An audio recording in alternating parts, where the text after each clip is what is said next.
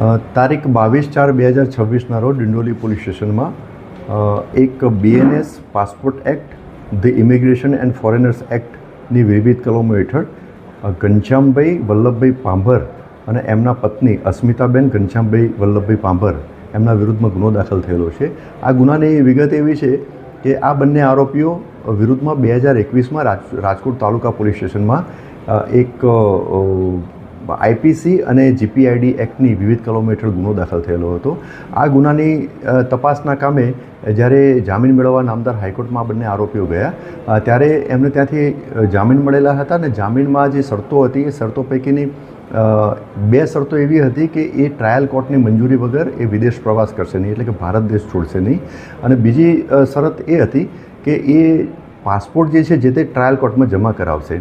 તો આ શરતોને આધીન રહી અને આ બંને આરોપીઓએ જે તે રાજકોટની જે તે ટ્રાયલ કોર્ટ હતી એમાં બંનેના પાસપોર્ટ જમા કરાવેલા હતા. ત્યારબાદ આ કેસનું ચાર્જશીટ પણ કરેલું હતું.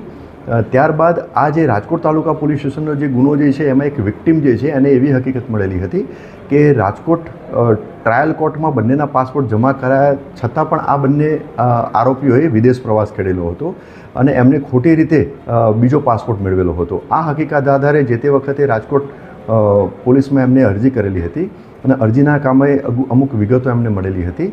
તે આધારે ડિંડોલી પોલીસ સ્ટેશનમાં આવી અને આ ફરિયાદીએ ફરિયાદ જાહેર કરેલી હતી.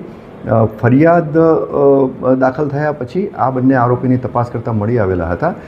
જે તપાસના કામે પૂરતા પુરાવા એકત્રિત થતાં બંને આરોપીની ધરપકડ કરવામાં આવેલી હતી. બંને આરોપીઓ પાસેથી જે બીજી વખત જે પાસપોર્ટ બનાવેલો હતો એ પણ તપાસના કામે કબજે કરવામાં આવેલો હતો.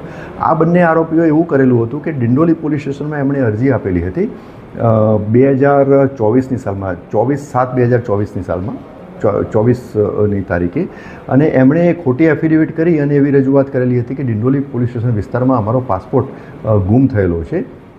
જે આધારે એમને ત્યાં ડિંડોલી પોલીસ સ્ટેશનમાંથી પ્રમાણપત્ર તપાસ કરીને આપવામાં આવેલું હતું અને એ આધારે રિજિયોનલ પાસપોર્ટ ઓફિસ સુરત ખાતેથી એમને બીજો પાસપોર્ટ મેળવેલો હતો અને એ પાસપોર્ટ આધારે એમને વિદેશ પ્રવાસ કરેલો હતો. તપાસ દરમિયાન આ હકીકત પણ જણાઈ આવેલ છે.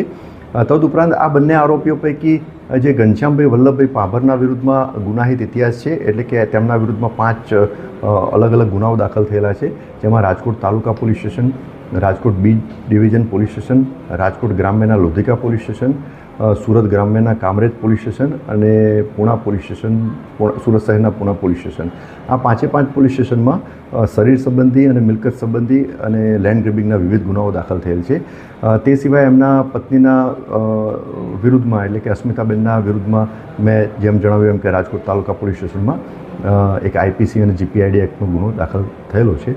હાલમાં બંને આરોપીઓ પોલીસ કસ્ટડી રિમાન્ડ હેઠળ છે અને ગુનાની તપાસ ચાલુ છે.